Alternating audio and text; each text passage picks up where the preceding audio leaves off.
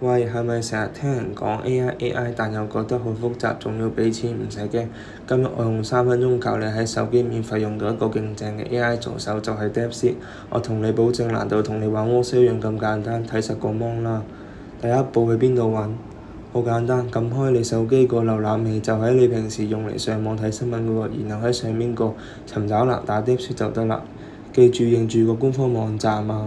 一撳入去睇到未？個界面係咪好乾淨？咁就啱啦。如果你懶嘅話，可以直接去 App Store 或者 Google Play 下載佢個 Apps，一樣係免費，任你用唔嬲。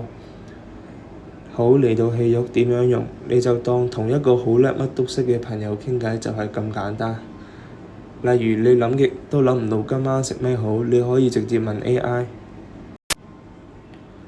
跟手你輸入同傳送，睇到冇？即刻彈咗幾個食譜出嚟，快過你想 OpenAI 揾。同埋如果你做功課或者做報告，你可以叫佢用300字解釋咩係元宇宙，真係有求必應㗎。佢仲有一個功能癲㗎，見到下面個萬字夾 icon 未？撳落去，佢可以直接掉個檔案畀佢讀。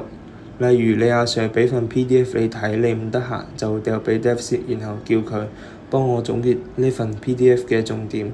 佢真係會讀晒成份文件，再話你知勁唔勁。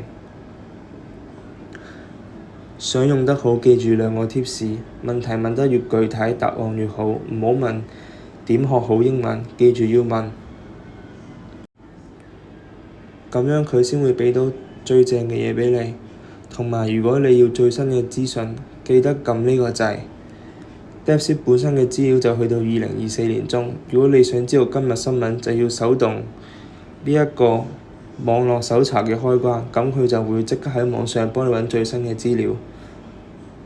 係咪好簡單呢？由依家開始寫文揾資料諗 idea，甚至陪你追水都有個免費 AI 幫你手。快啲去試下啦！試完記住返嚟下面留言話畀我知，叫佢幫你做啲咩，like 同 share 畀班朋友。下次再教大家更正嘅嘢，拜拜。